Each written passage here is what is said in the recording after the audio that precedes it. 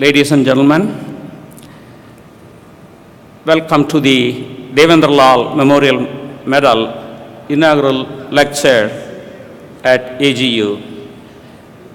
My name is Mark Bhaskaran from Wayne State University, Detroit, Michigan. I serve as chair of the Devendra Lal Memorial Medal Selection Committee. My co-chair, Professor Sundar Christopher of University of Alabama, was the nominator for the winner. Professor S.K. Satish of the Indian Institute of Science, Bangalore, India. I shall briefly narrate the history of this award. Professor Devendra Lal was a distinguished geophysicist whose work spanned diverse areas of the earth and space sciences. He is best known for his role in founding and developing the field in which cosmic ray produced isotopes on Earth are used as tracers to investigate a wide range of earth science problems. Professor Lal had a major impact on the development of earth and space sciences in India. He was particularly effective at identifying and mentoring promising young scientists. Many of his students went on to become internationally recognized researchers, to be elected to elite scientific bodies, or to occupy important institutional positions. Professor Lal continued to work actively until his death at age 83 in 2012. A small group of Lal's friends got together and discussed in 2014 to establish an award at AGU. That ad hoc committee comprised of Ray Weiss, Doug McDougall of STRIPS, Jitin Goswami of Physical Research Laboratory, India, Tim Joel from University of Arizona, and Pavel Pavinik from Eastern Europe. The aim of the Devendra Lal Memorial Medal is to promote excellence in the earth and our space sciences in developing countries. The work for which it is given must have been done in a developing country by a developing country citizen. The selection committee comprised of members from Brazil, China, India, South Africa.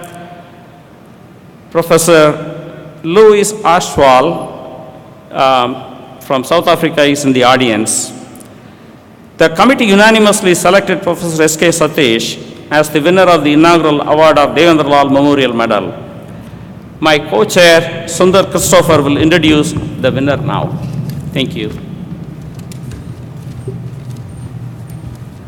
Good morning, everybody. It's a privilege and honor to introduce Dr. S.K. Satish. For a lot of you in this room, you have either worked with him or you have read a lot of his papers. For those of you in the field of aerosols, aerosol remote sensing, you all recognize the challenges that we face. And Satish has diligently worked in the area of not just satellite remote sensing, but experiments related to aerosols. He spent a little bit of time both on the East Coast and West Coast. But more importantly, he has won a lot of awards. But to me, when I started nominating him for this award and looking at his body of work, it is the humility and the heart of this man that's truly amazing. For those of you who worked with him, you know that. He truly is an asset to the international community, and I know that a lot more groundbreaking work is ahead of him. So with that, I'm going to turn over the floor to Dr. S.K. Satish. Welcome.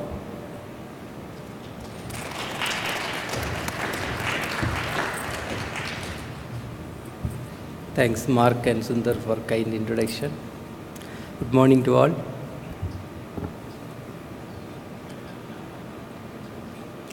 First of all, I thank AGU and the selection committee for selecting me to receive this honor. Today, in my lecture, I am going to talk about high altitude layers of black carbon aerosol and its potential climate implications. When most of the aerosols are located close to the surface, there is a reason why we got interested in high altitude aerosol layers. I will tell you in next couple of minutes.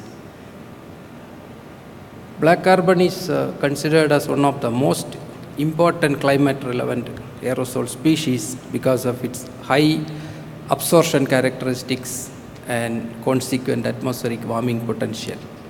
And the decisive role of black carbon on regional and global climate is getting recognized by the international science community of late. In this context, South Asia in general and India in particular assume significance due to the diverse geographical features, high population density, rapid urbanization and industrialization, and the resulting complex aerosol system.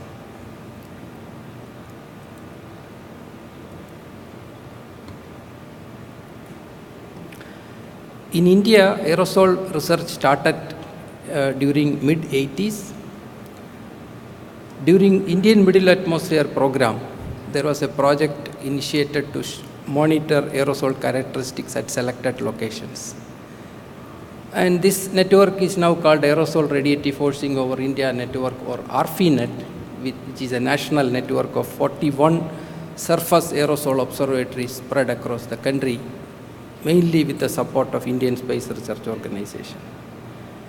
And the locations of these observatories are shown in a digital elevation map, and the color bar on the right hand side is showing black carbon concentration, and you can see that the largest black carbon concentration is found close to central Himalayas.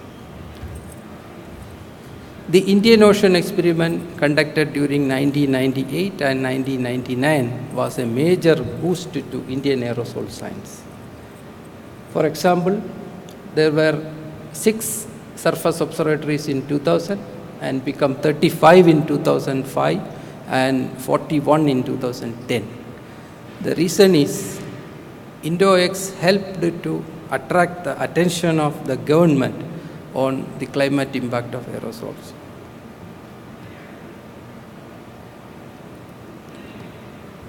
A series of experiments during INDOX experiments brought to light the importance of light absorbing aerosol, specifically black carbon aerosol over the Indian region. Indian Ocean aerosol model developed from INDOX data successfully explained the surface radiative fluxes at the surface and top of the atmosphere.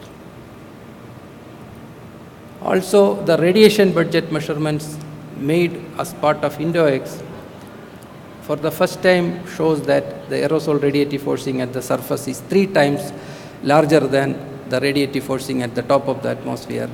Is because of absorbing aerosol like black carbon. And long-term data from ARFINet surface observatory, that is more than 3 decades of data, shows that aerosol optical depth, which is a measure of aerosol loading, is increasing at a rate of 1.7% per year until late 90s, and more rapidly, that is 2.3% during the last decade. If this rate continues, the aerosol optical depth would double and approach unity by 2050. That means an exponential decrease of solar radiation, direct solar radiation reaching the Earth's surface.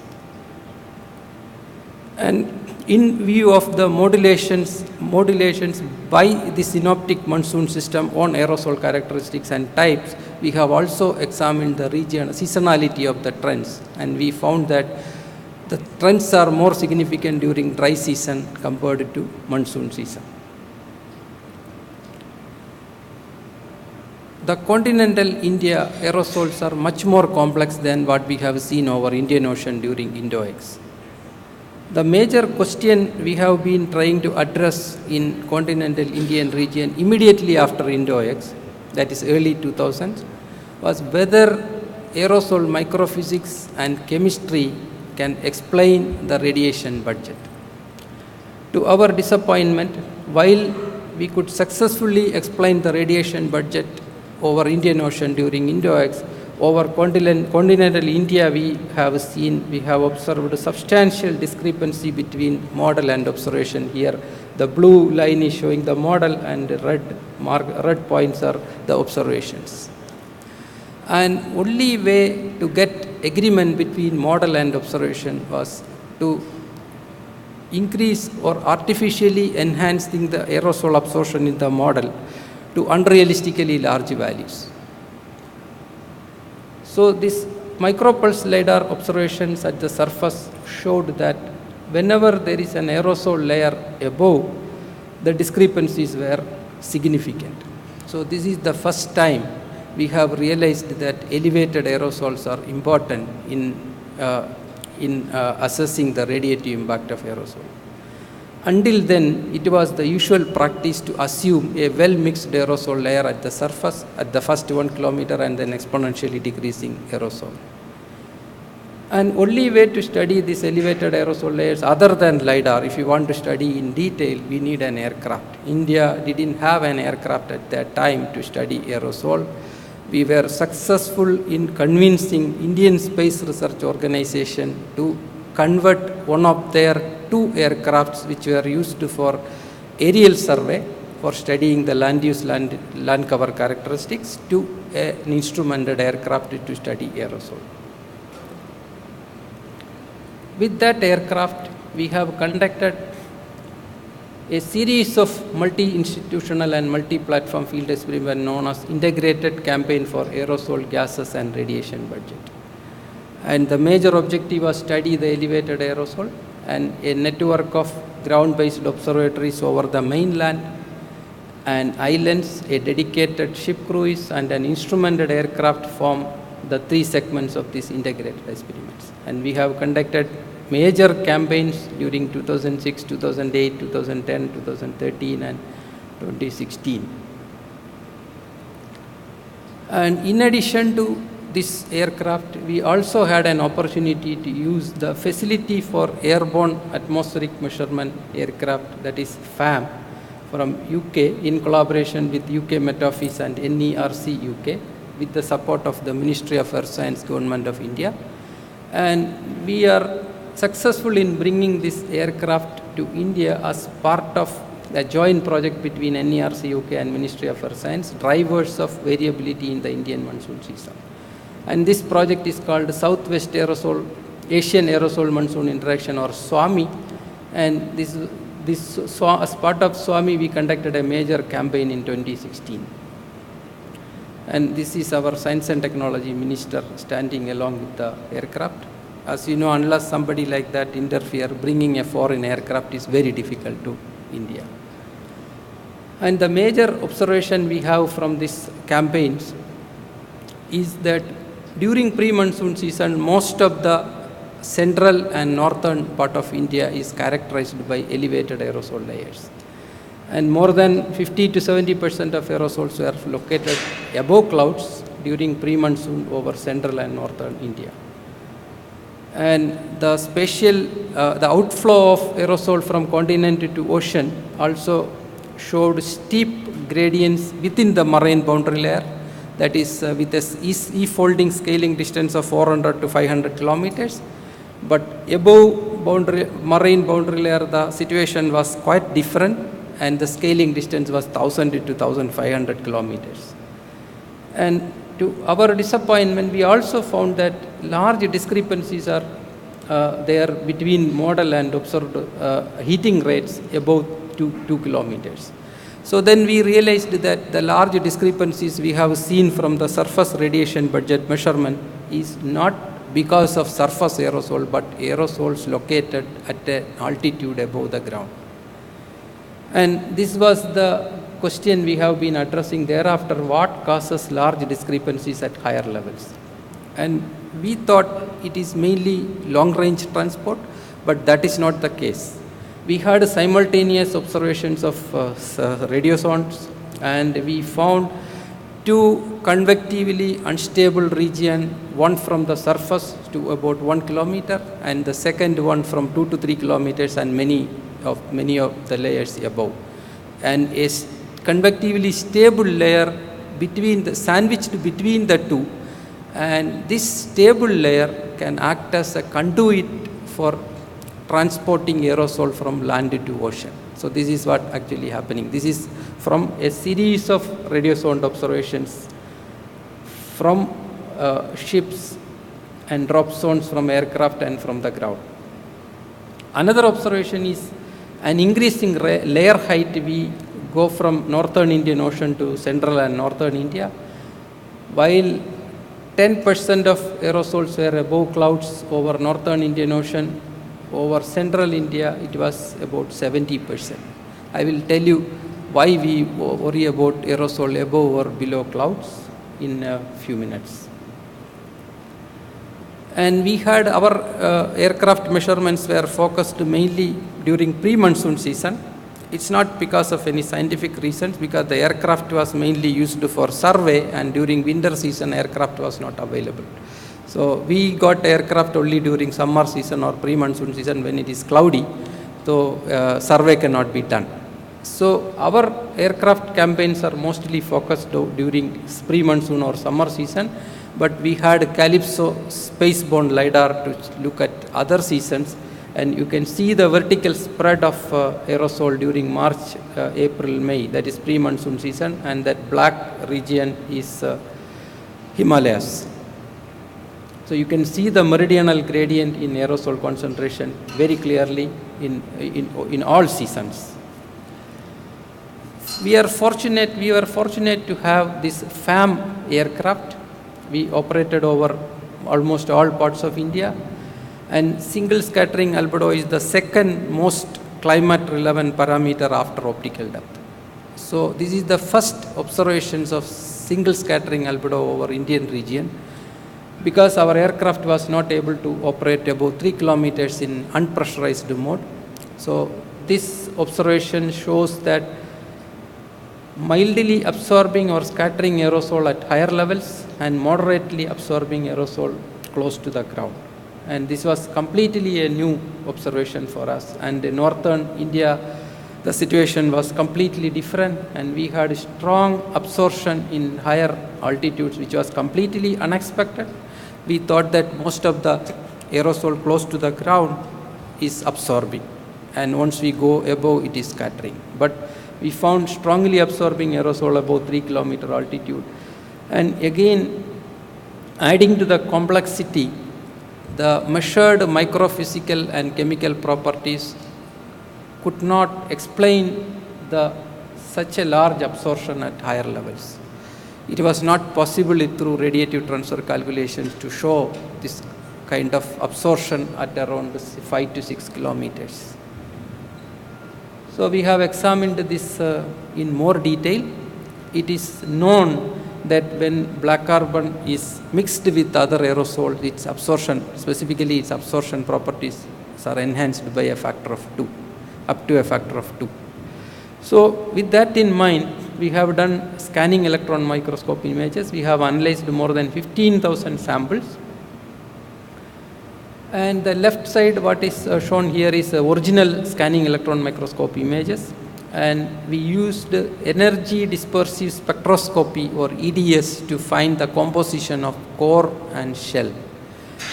And what is shown in blue is the core surface, and what is shown by the color black is black carbon deposited on the particle, and red is fine dust particles deposited on the dust, large dust particles.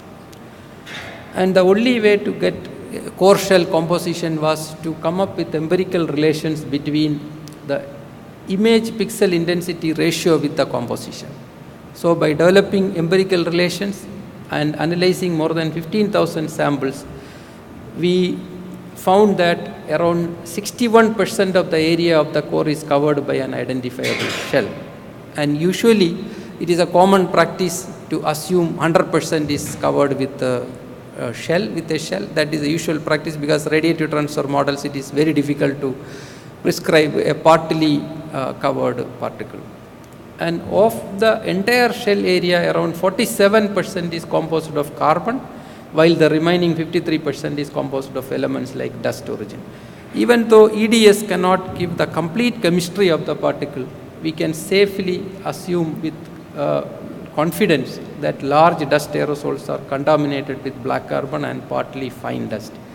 And when incorporated in radiation models, this prescription of aerosol could explain the large absorption observed at the higher levels. And this is the summary of pre-monsoon aerosol scenario over India from all the 5 major field campaigns and more than 300 days of aircraft-based instrument. We found that most of the aerosol over north and central India are located above clouds, and they are contaminated dust contaminated with black carbon. That means it is highly absorbing particles above clouds. And why above clouds? When clouds are present below an aerosol layer, especially absorbing aerosol layer, because of the reflection, multiple reflection, its absorption get amplified by a factor of 2 to 3. And it's very clearly written in many IPCC reports. And that will lead to a warming of 2 to 4 degree Kelvin over northern part of India and a cooling of 1.5 degree Kelvin at the surface. At the same time, southern part of India and Indian Ocean, we have mostly scattering type of aerosol and mostly confined within below the clouds. So because clouds are shading this aerosol, its radiative impact is not much. It's negligible. And above clouds, we have only a marginal warming of 0.5 to 1 Kelvin. So the summary is that there is an aerosol induced north-south temperature gradient at 4 kilometer altitude, which is about 3 degree Kelvin typical and 6 degree Kelvin in extreme values. And if we put this in climate models, what we see is that the above cloud absorption is strong enough to drive dry convection, and hot air rises, forcing moist air from southern part of India and Indian Ocean to move towards north. And this is the effect on circulation, because we have mostly scattering aerosol externally mixed below clouds over southern part of India and highly absorbing aerosol above clouds over northern part of India. And there have been several studies on the climate impact of aerosol over Indian region, but most of the studies, if not all, have used either satellite data or output of chemistry transport model to describe aerosol over India. But in this particular study, we have come up with an integrated picture of aerosol using observations for more than a decade over Indian region. And this particular aerosol has been integrated with satellite data and gone into the model. So we conclude that this kind of an aerosol system can enhance the rainfall over north and northeast region and some part of central India, but it can lead to a reduction of rainfall over southern part of India. And also this aerosol heating induced north-south migration of rain bands can cause reduction of strengthening of the low-level westerly winds over this region that brings moisture from Arabian Sea to the Indian mainland. And also over the central region of India, there will be a reduction of winds because of this aerosol-induced heating over the central and northern part of India. So I believe that this is the most realistic outcome or simulation of impact of aerosol on climate over the Indian region compared to any other study in the past. As I said, either our aircraft or this FAM aircraft could not make measurements at very high altitudes. So only option we had was National Balloon Facility in Hyderabad, India, located in central part of India. And we can use this balloon for sending our payloads at high levels and make measurements. Any instrument can be sent and it can be recovered back. We can use telemetry and telecommand system to control the balloon. Above 10 kilometer or 12 kilometer, it was not possible to sample aerosol because our pump was not strong enough. So we send a telecommand to to stop the instrument when it crossed 12 kilometer, and after the balloon burst, it comes back in parachute, we again switch on the instrument using telecommand system. So this is the output of this measurement. For the first time, we have found black carbon in upper troposphere altitudes.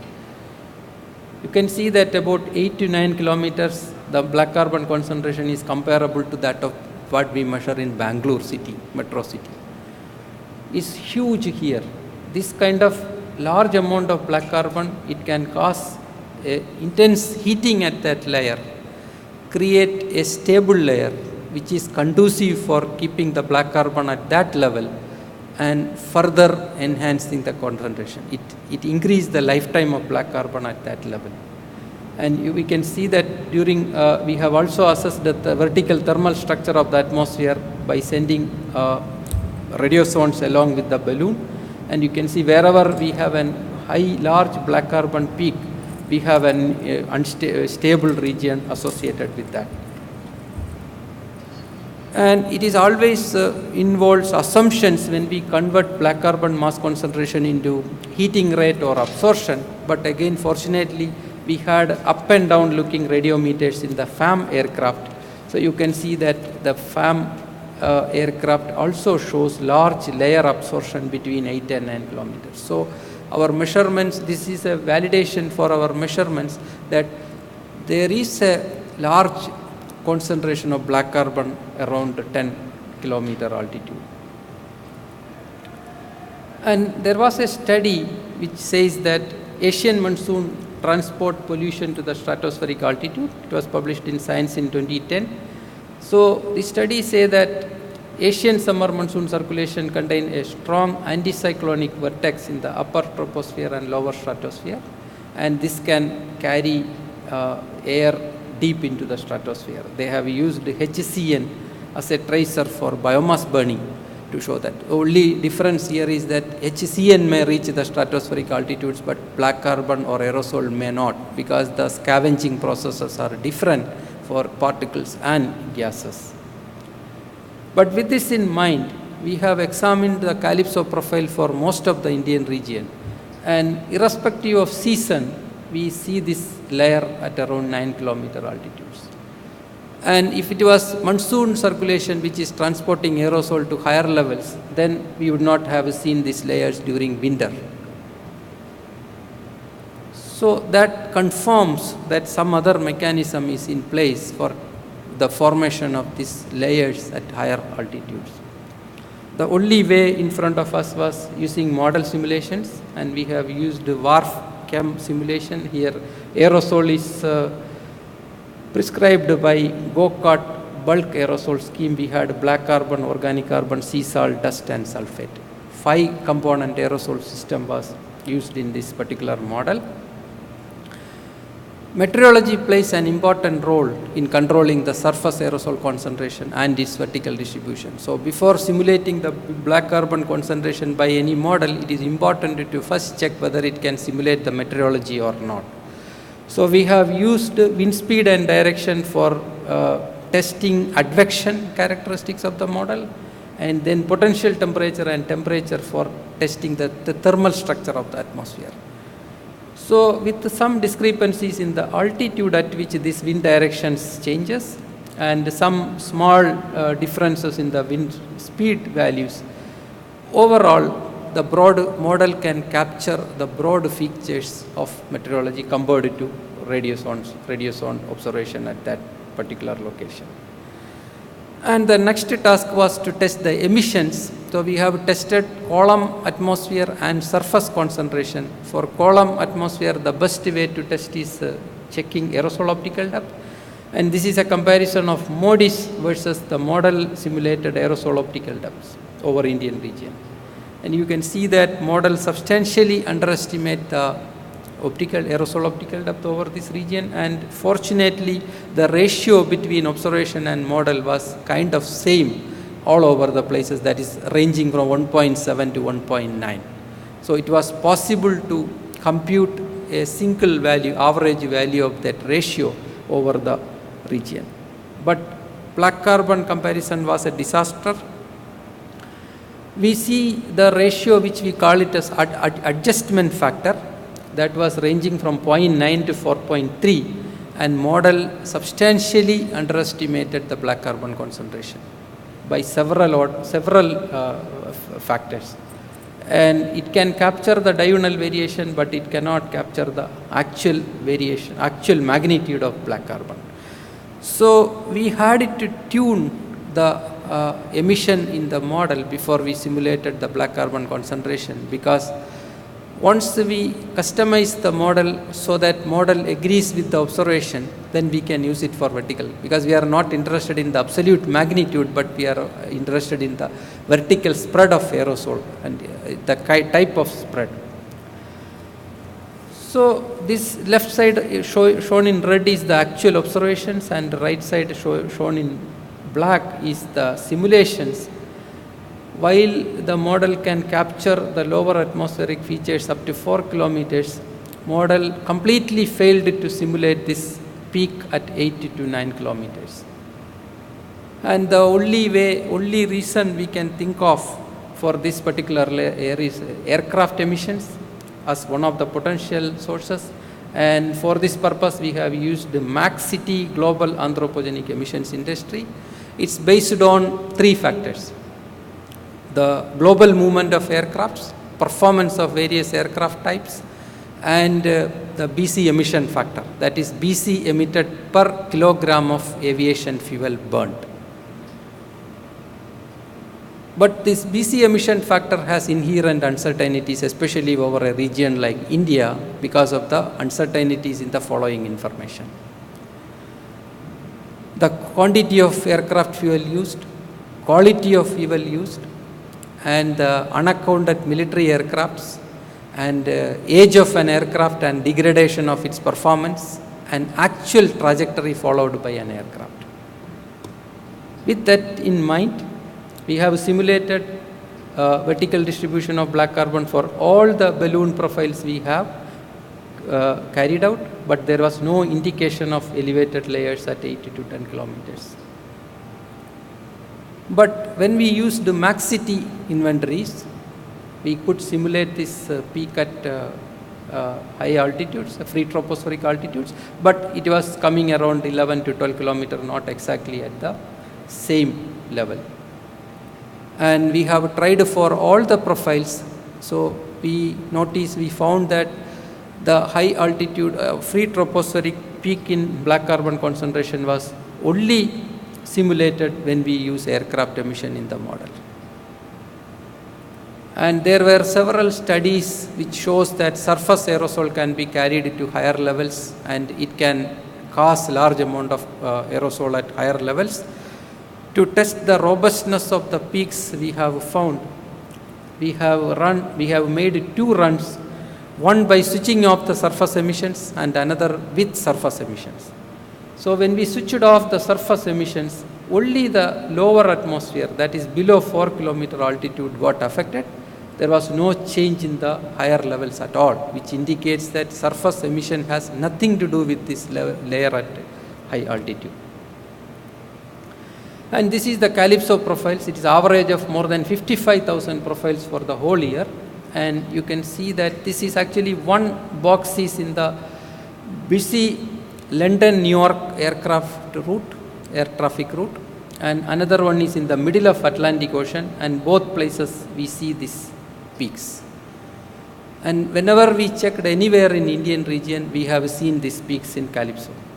And the data has been, cloud screening has been done. It's not clouds. And this is a video I got from Zurich School of Applied Sciences, uploaded to YouTube on February 2010, and it shows the air traffic for a day. And it shows that most of the sky is covered with aircrafts, and based on our observations and this video, I would like to say that most likely a blanket of black carbon aerosol is present at around 10 to 12 kilometer level, sustained due to the continuous emission from high flying aircraft. Because atmosphere does not favor the formation of a layer at this altitude, like tropopause or boundary layer inversion. So only way this layer can be sustained is a continuous emission from aircrafts. And around late 70s and early 80s, Professor Paul Crutzen and several others reported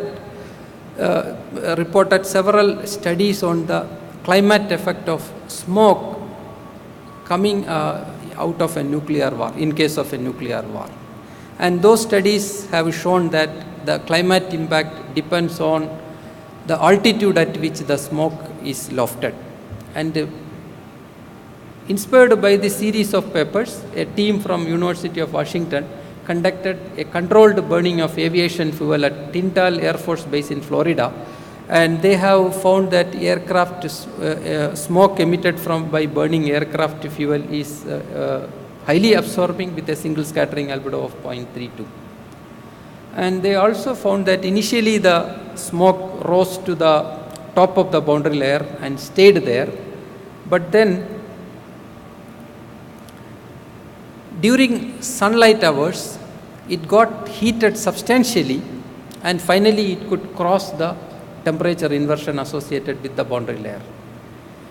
So if this is the case, if aviation smoke can cross atmospheric boundary layer inversion, I believe it can go from 10 km to tropopause as well. And they have also conducted studies during early morning hours, and they did not find any self-lofting by aerosol because there was no sunlight. So this shows that intense solar heating can take the particle to higher levels. And this is the concept of self-lofting, where strong absorption, warming and convection cycles can take the black carbon particles by its own if injected at a higher level.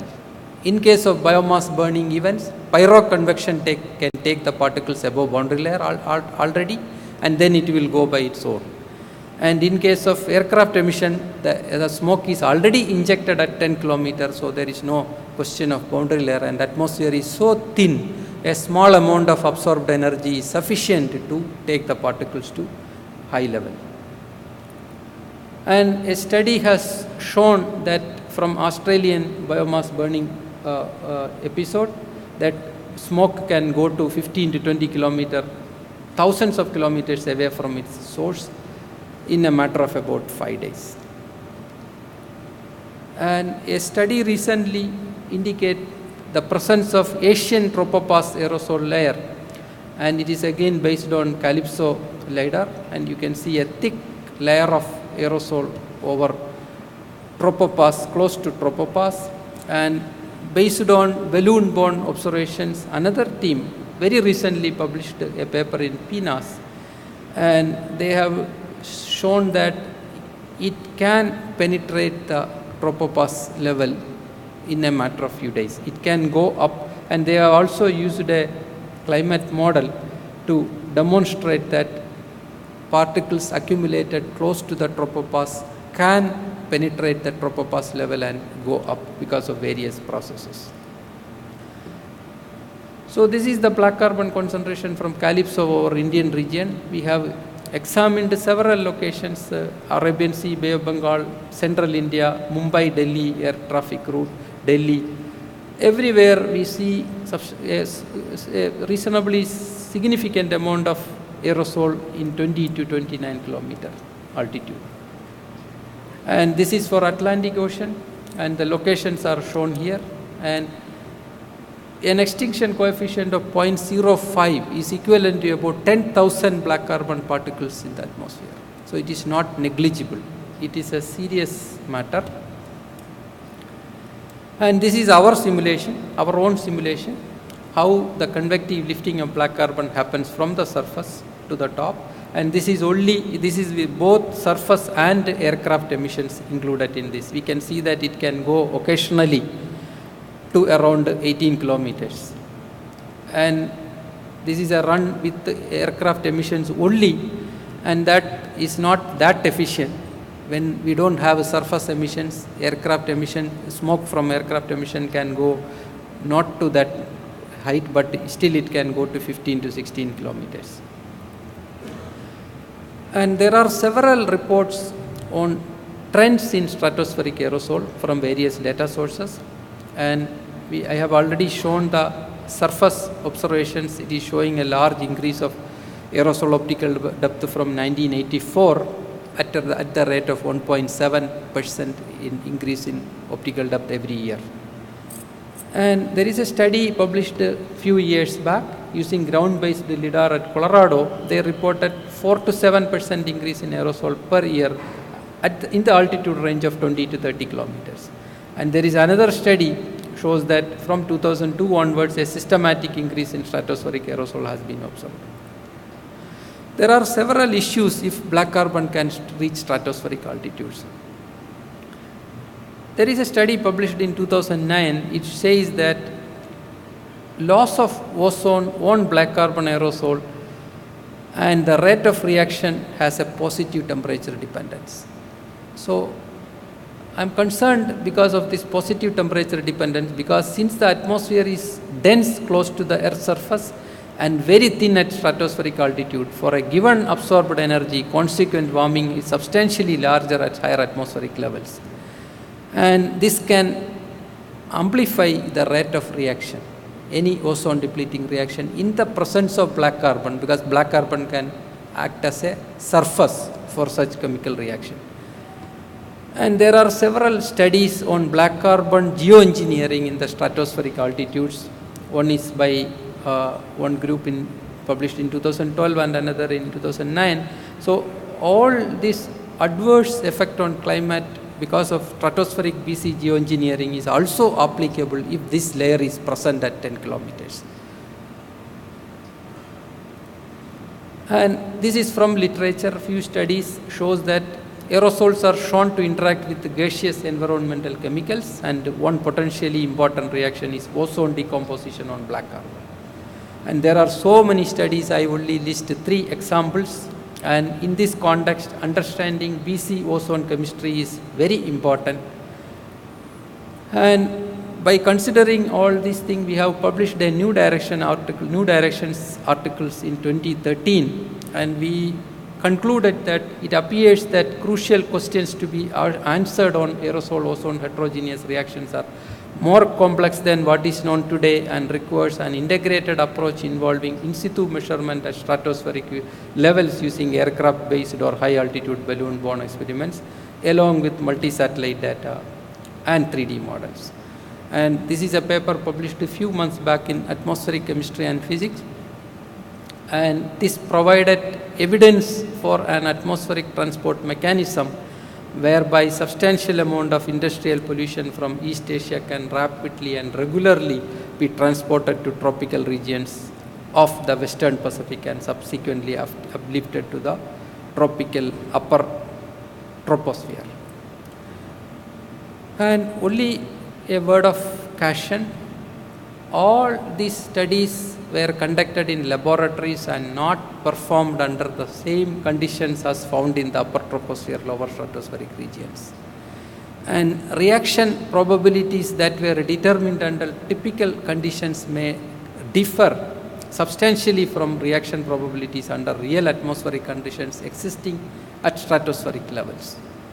And finally, only a small fraction of aerosol may reach stratospheric heights, and it is important to quantify the amount of aerosol crossing the UTLS region, that is upper troposphere, lower stratospheric region, for an accurate assessment of its role on ozone depletion.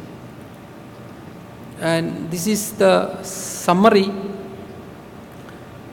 During pre-monsoon season, most of the northern and central India are characterized by elevated aerosol, and no model study so far has accounted these elevated layers in the impact assessment of aerosol on climate. And we have come up with an integrated picture of aerosol over Indian region by using a large number of campaigns, observational campaigns for the last 1 decade. And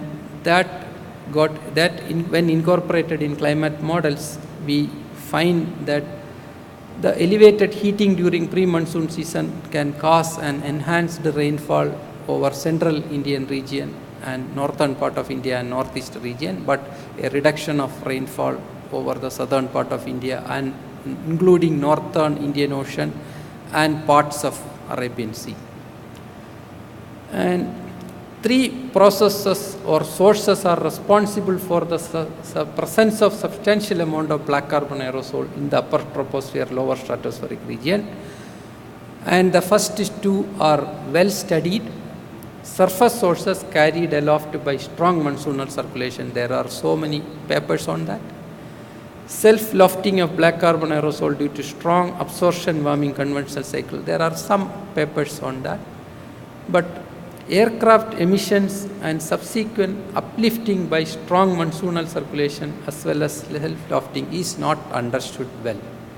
That is something which we needed to address, because tropopause aerosol layer has, I believe there are contribution from aircraft emission which is going to the tropopause layer and then finally penetrating into the stratospheric altitudes.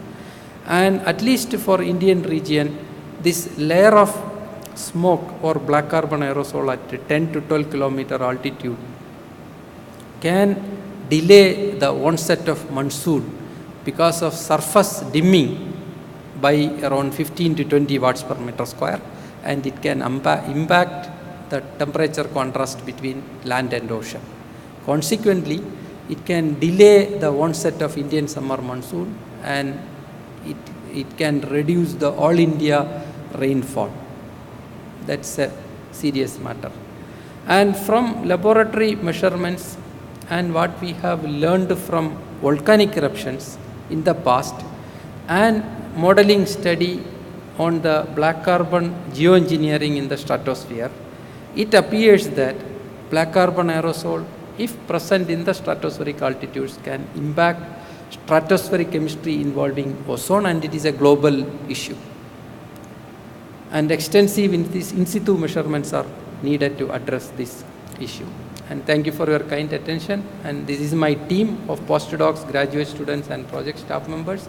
And I thank all the collaborators who were part of this study. Thank you.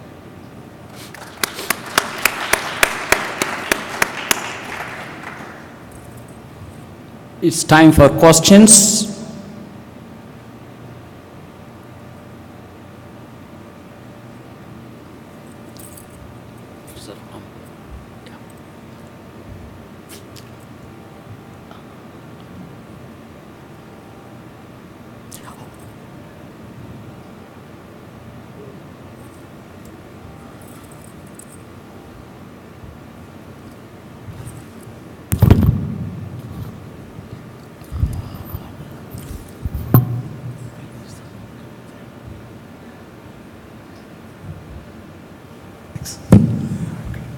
Good morning. Ramaswamy from NOAA GFTL. Excellent talk, enjoyed it. I had a question, since you found this lifting, or since you found this elevated layer of the black carbon aerosol, I was wondering about other constituents that may also be affected by this, such as water vapor and clouds at the location where you found this. If this is due to aircraft emissions, then things like contrails, water vapor are also possibilities. Have you been finding that, or? No, we only measured black carbon concentrations, and in future experiments we will measure. We have only high altitude balloon measurements and Calypso, because even the aircraft from UK, that is FAM, couldn't fly above 8 kilometers. So right now we don't have any data on water vapor or any other species, only black carbon we have measured. And model simulations will show that peak only if we use aircraft emissions in the model, and at any circumstances surface aerosol cannot contribute to that particular layer, that is for sure. We have done extensive analysis on that.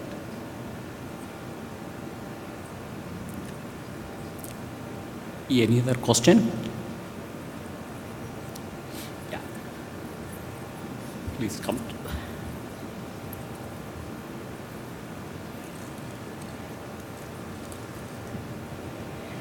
Excellent talk, thank you. I have a question about the dust coated carbon that you found. What is the origin of this dust, and does it get coated with this carbon when it is in this environment, or is it already there? What's the mechanism of? If you remember Asia measurements in the past, there is a team led by Anderson from Arizona University. They have published a series of papers on dust particles and its electron microscope. So what they found is that dust is like a sponge where the black carbon particle can fit in. So that is one reason dust contaminated with the black carbon is the most common type of mixed aerosol over Indian region. And you know that pre-monsoon season, lot of dust is there from West Asia, and black carbon is always there. So when the concentration is very large, the probability of them getting mixed is very high. But the main finding we have from this study is it's not completely coated. Even my own group was assuming that it is 100% coated, black carbon is 100%, even Mark Jacobson assumed the so. So this is showing that only 60% of the particle is coated with black carbon. So, have you been able to trace with observations if all of this dust is from the... Yes, trajectory analysis shows that. Okay. I asked because yesterday there was an interesting talk in one of the sessions, and this group has also observations of dust coated with black carbon and the oxidation to reduce ozone. And they basically showed that it's not really desert dust, but it's dust that's being lifted up from the ground and things like that. So I don't know what's happening. No, in the this concentration is so high and it is forming a layer. Surface aerosol lifted to a height will not form a layer. Okay. Only the transported dust can form a layer. Okay. So it is coming from somewhere else. Okay. Thank you.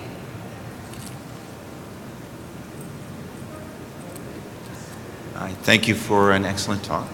My question is, the graphic you had of the aircraft traffic, there's two large areas in the Southern Ocean where there does not seem to be a large amount of aircraft traffic. Did you look also at Calypso data there to see if you find this elevated layer of black carbon in those locations? Can you tell me again which location? It was, I guess, between South America and Africa in the Southern Ocean and also off the east coast of Africa. No, we did not look. We will look into that. Hi, thank you for the interesting talk. I'm a PhD student at the University of Maryland, and I study short-lived climate forcers like black carbon in the context of simplified climate models. And I just wanted to hear your thoughts on, you presented how black carbon can go and affect ozone in the stratosphere, and I'm wondering how that will impact co-benefit studies in integrated assessment models that currently don't have that interaction. Can you repeat the question? Yeah, how will the work showing that black carbon impacts ozone, how will that affect co-benefit studies that might look at mitigating like black carbon and methane in the near term inside of integrated assessment models? But so now we don't know what fraction of black carbon is reaching stratosphere, but it's mostly coming from surface and from aircrafts. So if we know what fraction is crossing the UTLS region, we can come up with the strategies for these co-benefits. So maybe one of the recommendations would be that these models add in aircraft emissions. Yes, that is definitely a recommendation. Okay, thank you very much. I have a couple of questions. One is, what is the residence time of black carbon in the upper troposphere above cloud cover? It's a few months. Few months. Few months. Yeah. Once it is lofted to that level and you have sunlight, it can go up by its own. I see. Its own heating, it can cause a stable layer and it increase the lifetime by its own. And it resides there and further amplify the heating and it goes up because density is so small. and particle size is so small, it can go by its own. I see. How about in lower stratosphere? It will be Resistance time. several months, I would say, years. Once it reaches that level, Right, right.